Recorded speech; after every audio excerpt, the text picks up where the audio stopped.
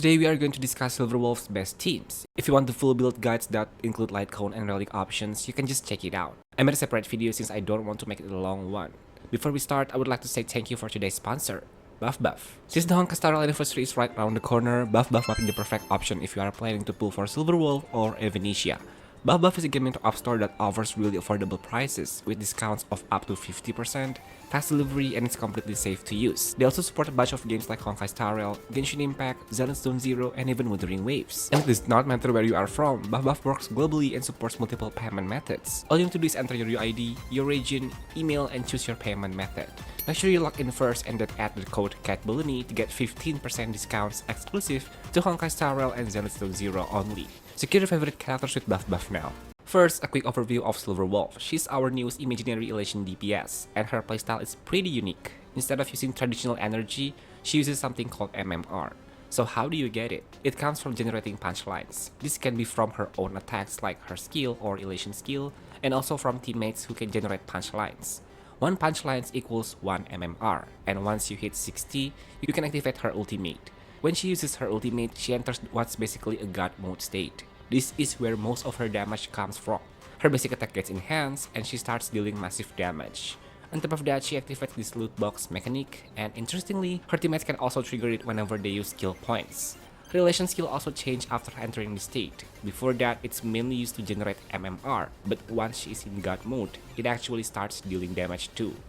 This stat lasts for 3 enhanced basic attacks, and during those attacks, she will trigger 3 random loot boxes. Each of one has different effect. There's one that deals true damage to the enemy with the highest HP, another that gives your team 2 skill points, and one that generates extra punchlines. And again, teammates can also trigger these effects, which is where her synergy really starts to shine.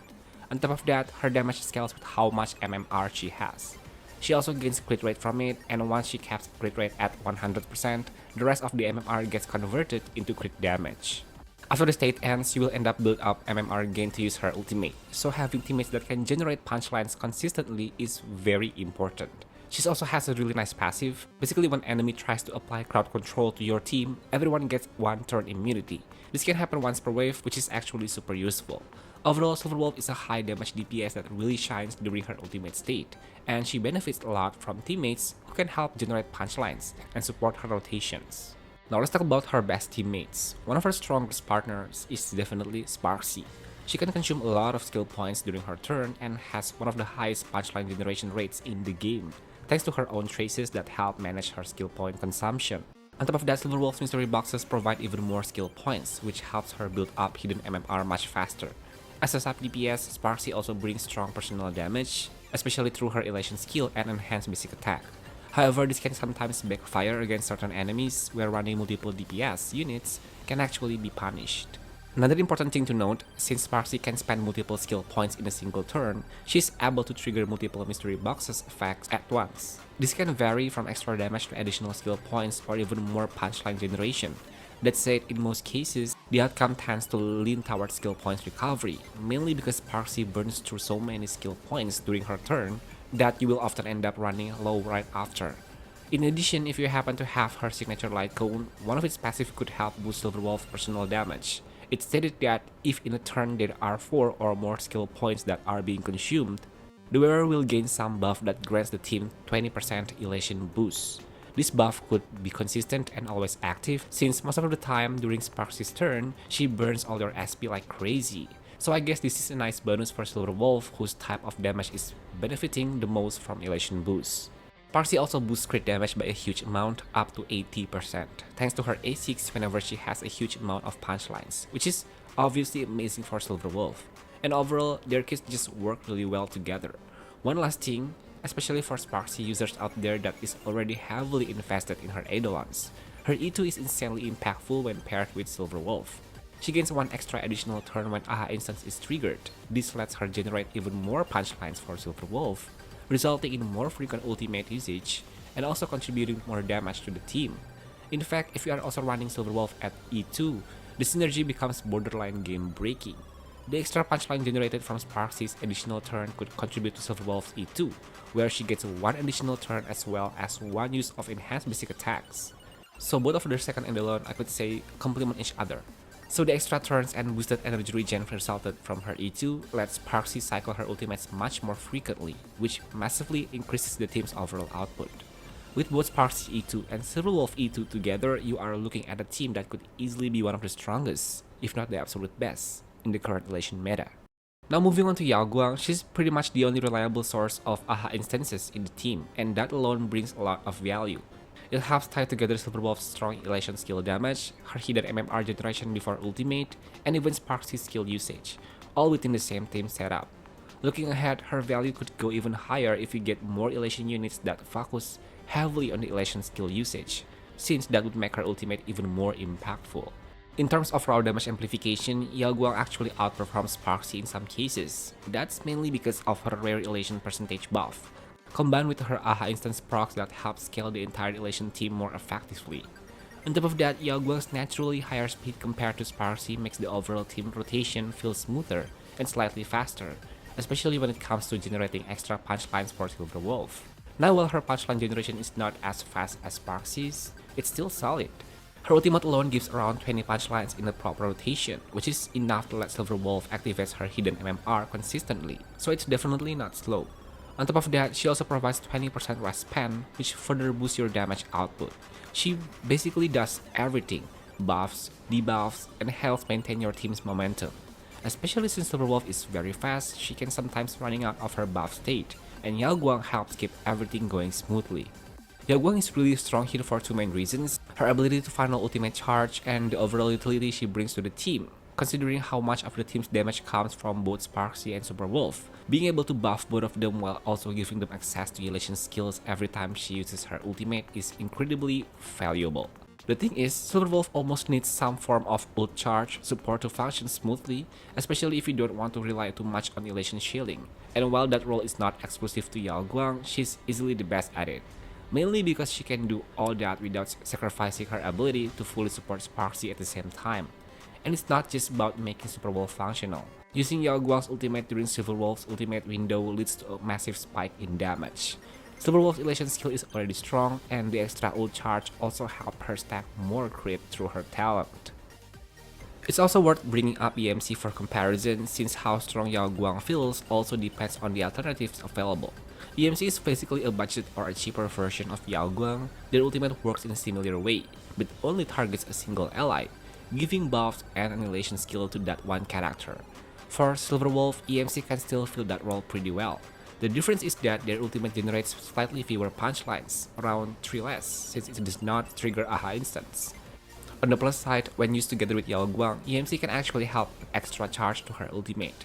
But overall, EMC still falls behind a bit in terms of certified banger generation and overall buff strength. The bigger issue though is how EMC interacts with Sparxie. If you use EMC as your main support, Sparxie ends up getting heavily impacted. She still benefits from their second trace, but she misses out on most of EMC's buffs, meaning fewer elation skill uses, less thrills, less certified banger, and fewer skill points overall. You can try to split EMC's buff between both DPS units, but Silverwolf is so very fast and demands constant support, so she will usually take priority. And because of that, Sparxie's performance drops quite a bit, or should I say neglected, in this team. So if you are running EMC instead of Yao Guang, Sparxie simply won't perform as well, and honestly, outside of Yao Guang, there is not really another support that can properly handle both of these carries at the same time. If you replace EMC with someone else, Silverwolf ends up struggling with ult charge generation, but if you are missing one of the premium units, running a core with Silverwolf and with EMC and Yao Guang is still a strong option. Silverwolf is powerful enough on her own that she does not fully rely on Sparxie to perform well. And if you don't have Sparxie at all, then replacing Yao Guang with EMC is not nearly as punishing, making that setup much more acceptable. So if you are going to budget route, you can still run a full team with Silverwolf, EMC, and one flexible slot. That last slot can be generic buffer. Basically, any character whose buffs don't rely too much on attack or damage percentage will still work just fine in this setup. You could also consider something like Nova Flare Welt at E4 and above. Before E4, his elation buffing is not anything special, but at a higher investment, he becomes a solid option, especially for a pseudo-sustainless playstyle thanks to his slow debuffs. Asta is another option. Her ultimate gives a huge speed boost, around 52 speed, and she can also run DDD.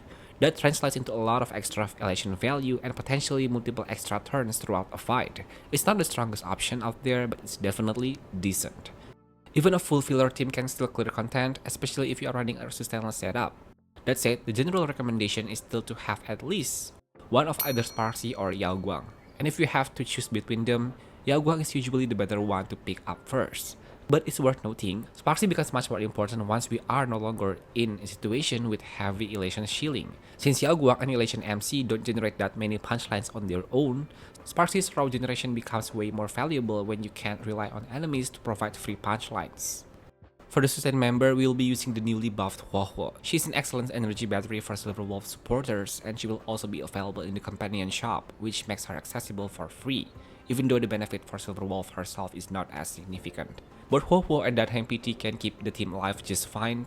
Well, technically not really just fine with E0 Huohuo healing capabilities, but since silverwolf does not really scale with attack, Huohuo ends up being slightly better overall.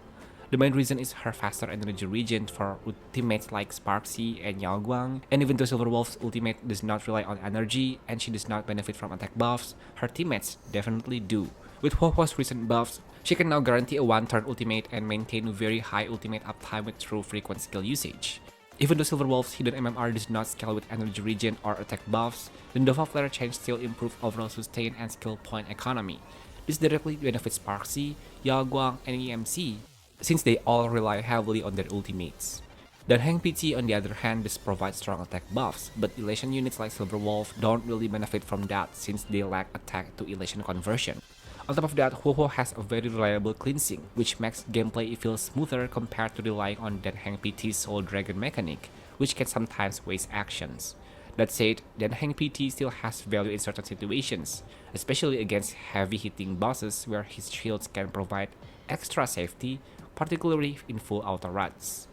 One important thing to keep in mind though is that Huohuo is probably just a temporary option. The direction of elation teams seems to be moving toward a fully dedicated elation lineup, and right now she does not fully synergize with Silverwolf since she does not benefit from her own buffs in this setup.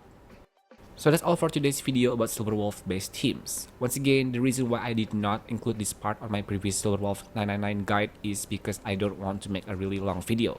So I hope this video can bring a lot of benefits to Silverwolf mains out there. If you enjoy, please hit the like and subscribe button. Turn on notification as well so you won't miss out on any of my tutorial content. I will see you guys on my next one. Bye bye!